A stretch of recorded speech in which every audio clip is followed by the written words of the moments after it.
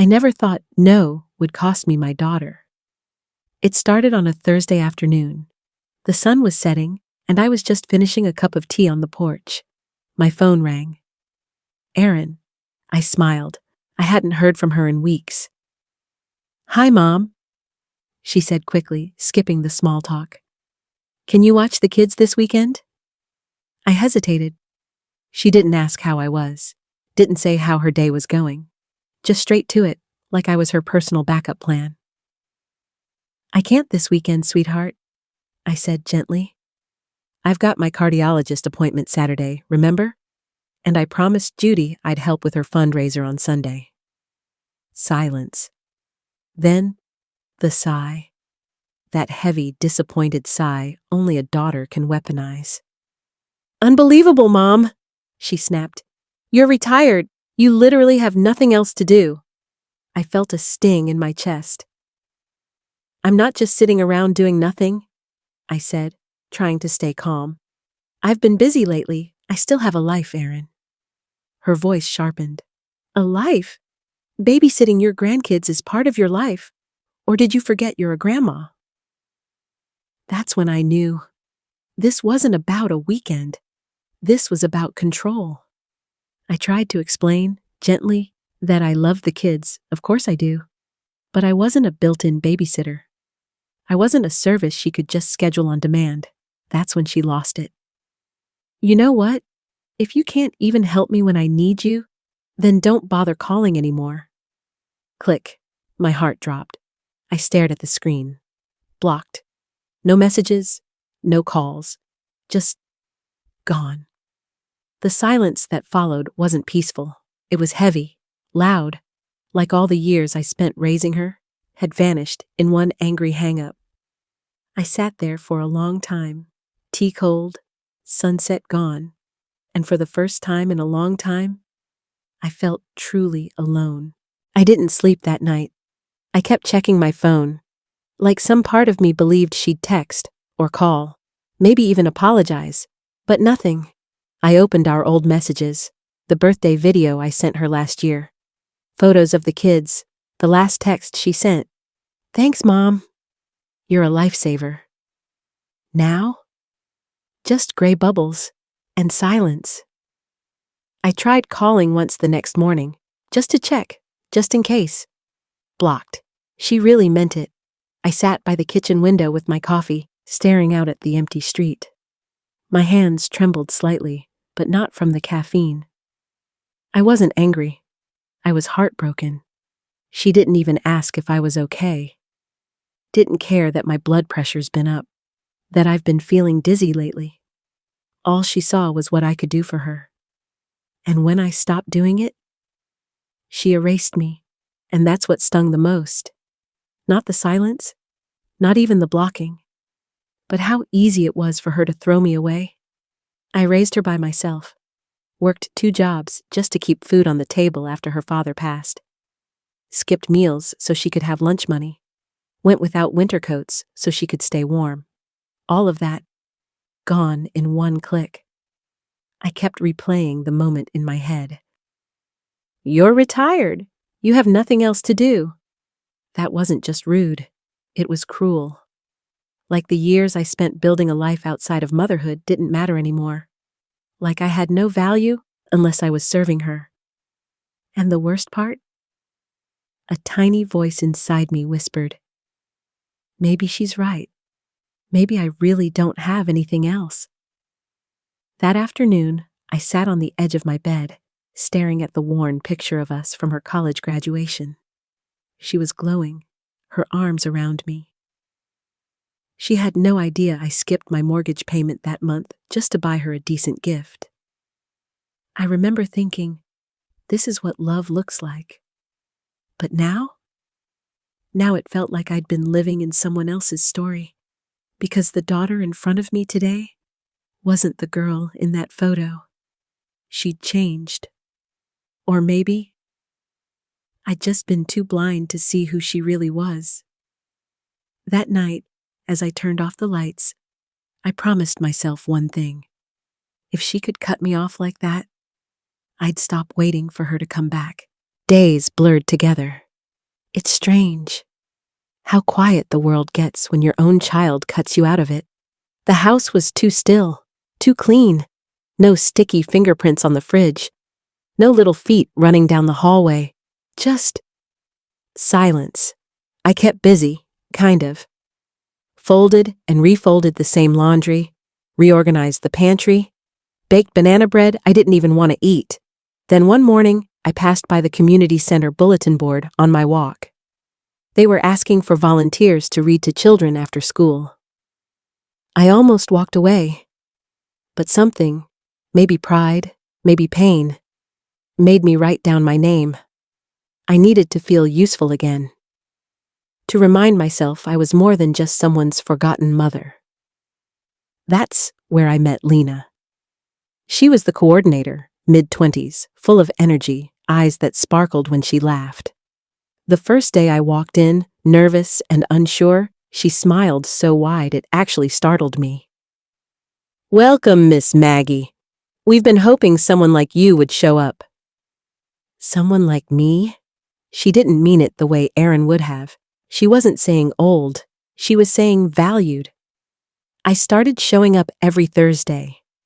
And every Thursday, Lena made sure there was a chair for me, a hot cup of tea, a warm, steady presence. One afternoon, as the kids left and I gathered books, she sat beside me on the floor. "You okay?" she asked gently. "You always look a little somewhere else." I don't know why I told her. Maybe because she asked like she actually cared. Maybe because I hadn't said it out loud before. "My daughter blocked me," I whispered. She didn't like that I said no when she asked me to babysit her kids again. Lena didn't flinch, didn't pity me. She just nodded and said, "That must have hurt like hell." And for the first time since Erin left me in silence, I let myself cry in front of someone. Not a performance, not guilt, just grief, raw and real. Lena didn't fill the space with empty words. She sat with me, held my hand, and when I stood to leave, she said, "You matter, Maggie. Just so you know, you really do." Those 5 words, they stayed with me long after I got home. Because that night, as I turned off the lights, I realized something. Blood may make you family, but kindness? That's what makes you feel like you belong. After that day at the community center, something shifted inside me. I still missed Erin, but I wasn't waiting for her anymore. Instead, I leaned into Thursdays. They became my lifeline, reading to the kids, listening to their giggles, watching them light up when I did the silly voices. And Lena, she didn't fade away after one act of kindness. She kept showing up, every week, bringing extra tea bags because she remembered I liked Earl Grey with honey, calling to check in when I missed a Thursday because of a cold. One Saturday, she came by with a Tupperware of chicken soup. "You shouldn't be sick and alone," she said, brushing off her shoes in my entryway. No guilt, no expectations, just warmth. I hadn't felt that kind of care in a long time. Then December rolled in. The town lit up with wreaths and fake snow. Christmas carols played in every store, and I braced myself because I knew what was coming. For the first time in 37 years, I would spend Christmas without my daughter. No call, no invitation, no little voices shouting "Grandma" through the phone. Nothing. The silence cut deeper during the holidays. Even the lights on my tree felt colder. I tried to hold it together, but on Christmas Eve, as I set the table for one, I stared at the empty chair across from me, and something in me broke. I pushed the plate away, walked into the living room, and just sat there in the dark, lights blinking around me like a mockery. Then, a knock. I froze. Who knocks on Christmas Eve? I opened the door, and there she was. No, not Erin. Lena, in her hand, a box wrapped in brown paper with a little red ribbon. "Merry Christmas?" She smiled. I figured no one should spend tonight alone. I didn't know what to say. She'd never even met Aaron, didn't know the full story. But she felt the absence. She stepped into it without question. We sat by the fire. She gave me a scarf, hand-knitted, soft, deep green. Your eyes, she said with a wink. We talked for hours. About books, about silly holiday traditions. She told me how she grew up in foster care, how Christmas used to be her loneliest night of the year, too. And just like that, two strangers, bound not by blood, but by understanding, made a new kind of family. That night, when she left, she hugged me tight and whispered, Love doesn't always come from where we expect, but it still counts. I stood there for a long time after she left, the scarf still warm around my neck. And for the first time since Aaron blocked my number, I didn't feel abandoned. I felt chosen. After that Christmas Eve with Lena, I stopped waiting for Aaron to come back. Something in me had settled, not in bitterness, but in peace. I wasn't going to beg for a place in someone's life who saw me as disposable. So, I began reclaiming mine. I joined a local book club, took up watercolor painting, something I hadn't done since high school. I even started saving for a trip, a real one. Just me, a camera, and a passport. But in the quiet moments, when I stood at the stove or folded laundry, I still felt it, that ache. Not just for Aaron, for everything I gave up to raise her. The years, the sacrifices, the dreams I buried because I thought being a good mother meant putting myself last. And now? She had blocked me like a telemarketer. One rainy afternoon, I stood in front of my filing cabinet, the same old metal thing I'd had for 20 years. Inside, bank statements, insurance papers, and my will. I opened it. My hands shook. It was all there. The house, the savings, the small life insurance policy I'd scraped together. All of it, going to Aaron. I stared at the line with her name, and for the first time, I felt rage. Not just sadness, not just hurt, but deep, righteous anger. How dare she? How dare she cut me out of her life and still stand to inherit everything I'd bled to build? She never called, never checked in, didn't know I had slipped in the garden last month and bruised my ribs, didn't care that my blood pressure medication had doubled in cost. But she'd take the house when I was gone? Number not anymore. I called my lawyer the next morning. Hi, Louise. I need to make a change to my will. She asked if everything was all right. I didn't lie. I've realized something. Love shouldn't be rewarded when it's only given for convenience. She was quiet for a moment, then said, Come in this week. We'll fix it. And I did. When she asked who I wanted everything to go to instead, I said the first name that came to mind. Lena. There was a pause. Then Louise smiled. I've seen stranger choices, but not better ones. I signed the papers that afternoon, and when I walked out of that office, I didn't feel guilt. I felt free. For the first time since Aaron hung up that phone, I wasn't the mother waiting by the window. I was a woman reclaiming her worth. 2 months passed after I changed the will. I didn't tell Lena. Not because I didn't trust her, but because it wasn't about rewarding her. It was about choosing someone who showed up, even when it was inconvenient. Life settled into something calm, quiet, but no longer lonely.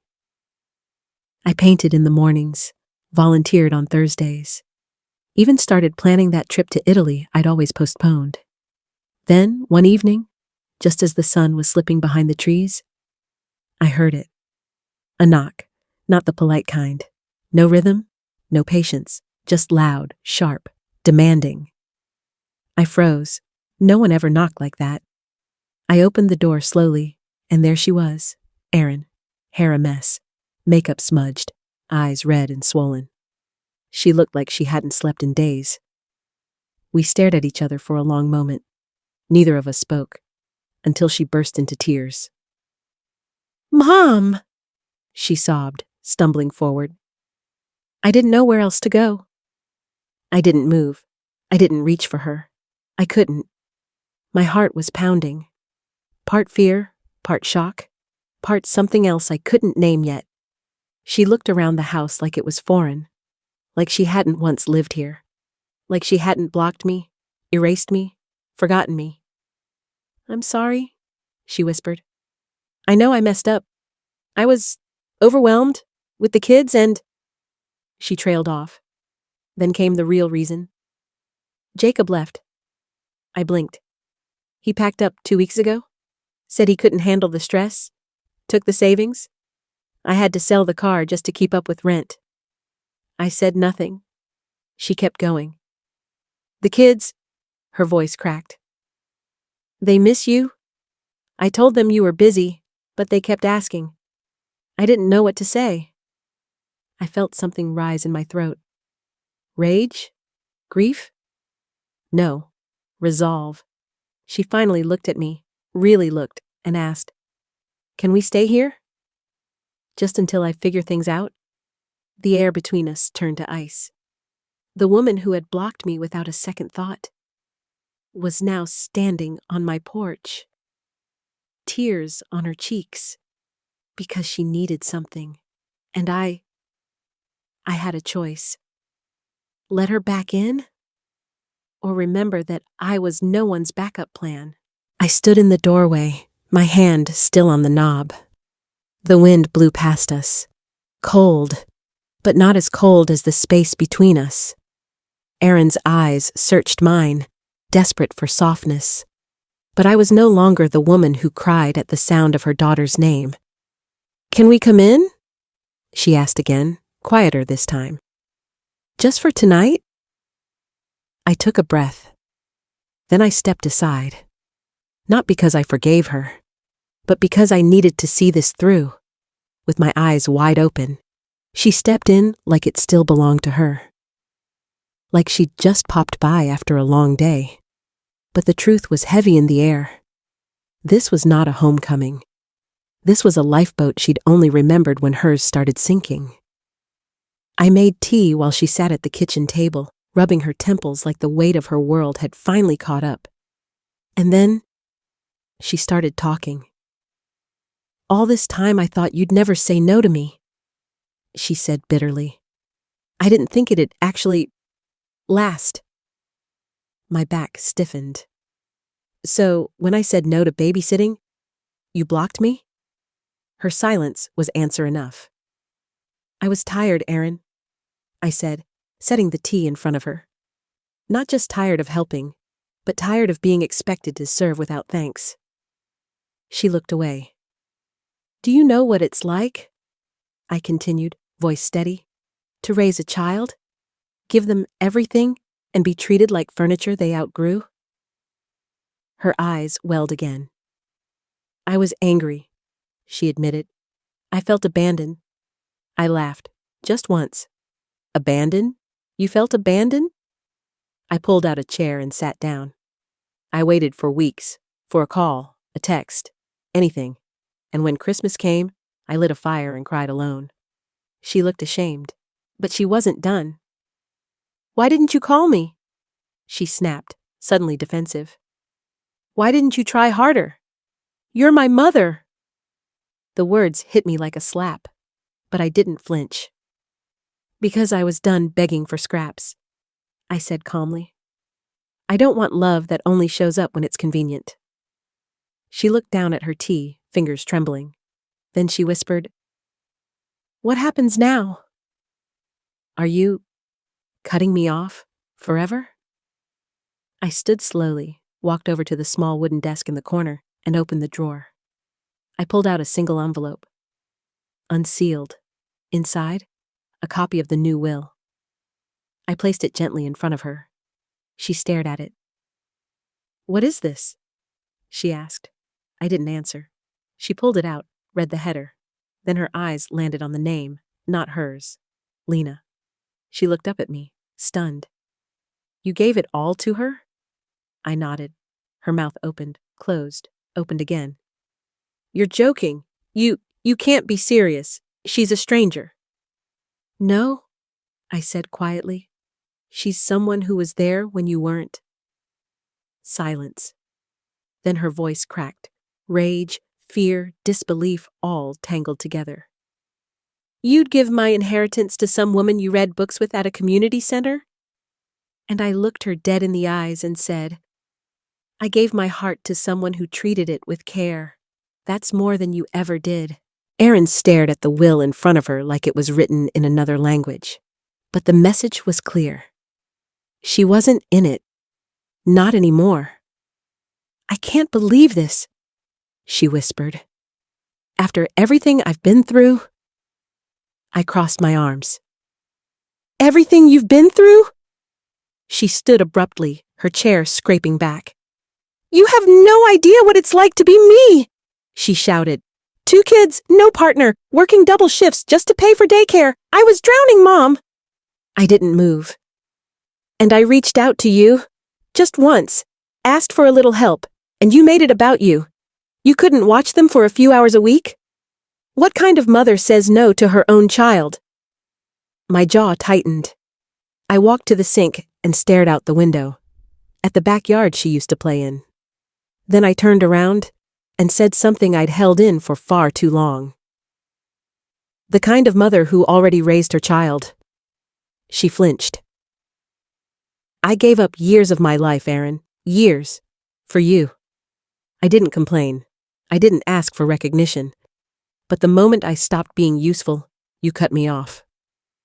Her lips parted, but no words came out.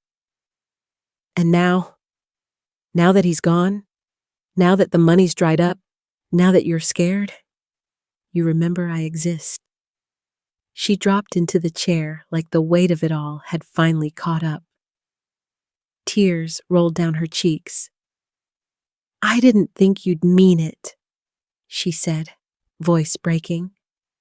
When you said you were tired, I thought you'd come back, like you always do. I sat across from her. That's the problem, I said softly. You thought I was a door you could close and reopen whenever it suited you. She looked at the will again. I didn't come back for the money, she murmured. I know, I said, but you didn't come back for me either.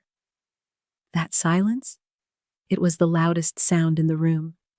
She broke it with a whisper. What do I do now?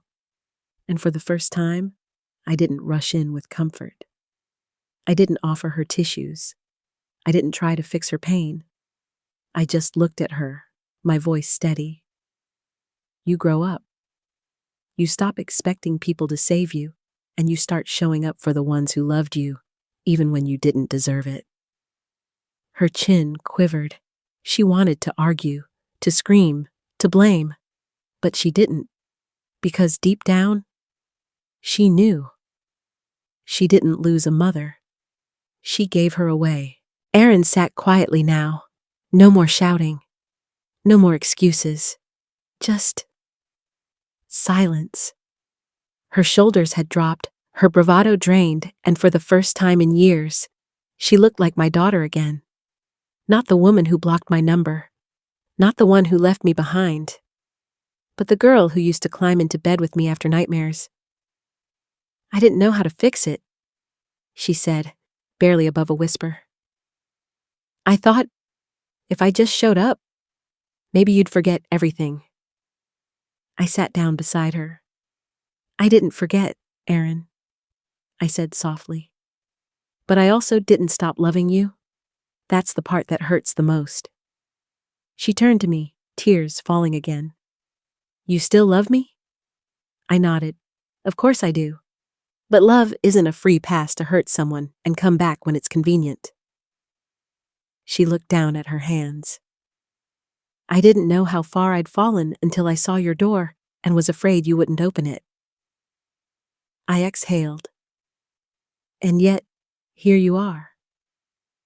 I stood and walked toward the fireplace, where photos of her childhood still sat in worn-out frames. She walked over too, stared at the picture of her as a 6-year-old in pigtails, missing her 2 front teeth.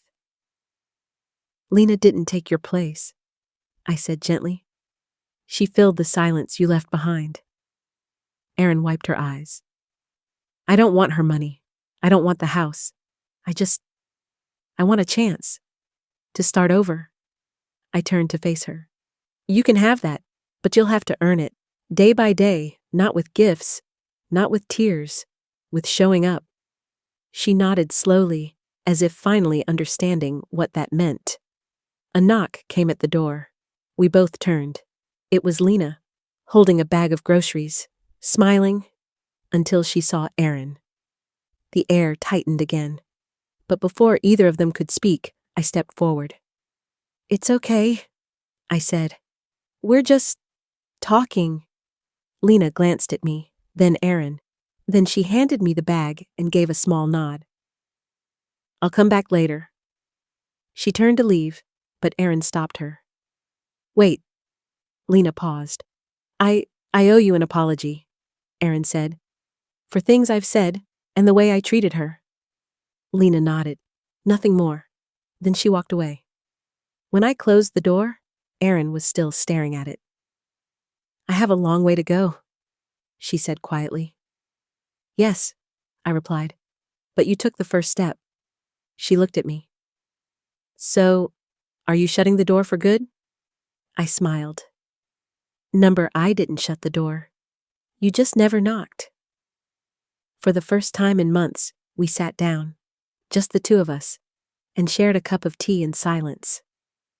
Not everything was fixed, but sometimes healing doesn't start with a grand apology.